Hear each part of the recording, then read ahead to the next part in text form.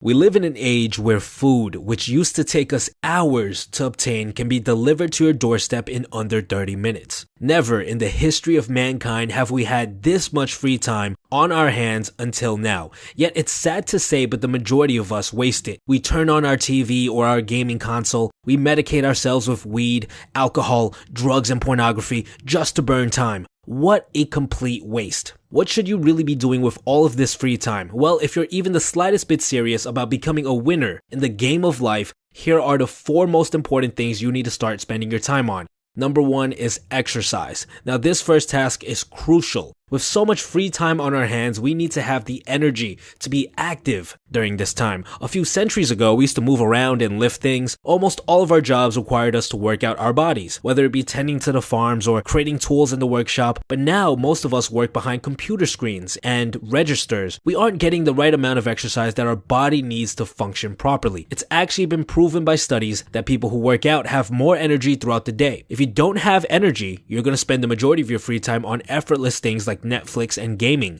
A simple workout program like Starting Strength is enough for you to get started on improving your fitness and gaining more energy throughout the day.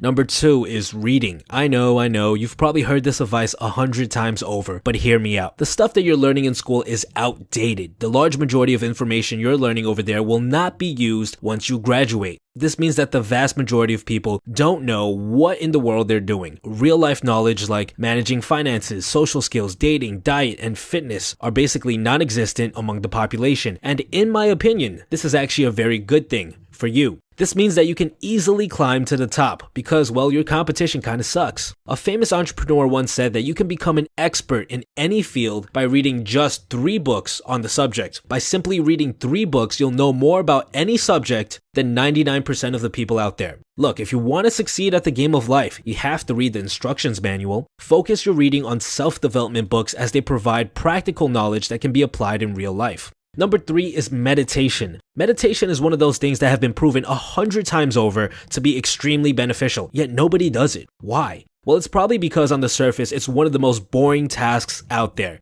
You sit down and you do nothing, right? Well, there's a lot more to it. When you meditate, you're actually training your brain. You learn how to control what thoughts to focus on and which thoughts to ignore. This one skill is crucial to becoming a happier person. You'll also have a lot more mental energy throughout the day. It's so important, actually, that if you were to ask me which one habit could change your life, I'd instantly respond with meditation. Meditating for just 10 minutes a day is more than enough to start reaping the benefits. Number 4 is a hobby/passion. It's my strong belief that everyone has a passion that triggers the inner child in them. It's something that brings out a sort of excitement in you. Instead of dreading the time spent on it, you kind of get lost in the exploration. The reason I listed this as the last task is because the other 3 supplement your ability to work on your hobby or your passion. Reading gives you the knowledge to grow in your hobby, meditation gives you the headspace for creativity, and exercise ultimately gives your body the energy to focus on this hobby even after a long days of work. This hobby, whether it be dance, art, writing, creating your own Make-A-Wish Foundation, whatever it is your source of fulfillment. Without it, you will not feel whole. You will feel as if there's something missing in your life. And it's my strong belief that if you work on your hobby long enough and hone your craft, it can eventually be a source of income. Once you reach this stage, your life will transform from one that you dread into one that excites you. And that's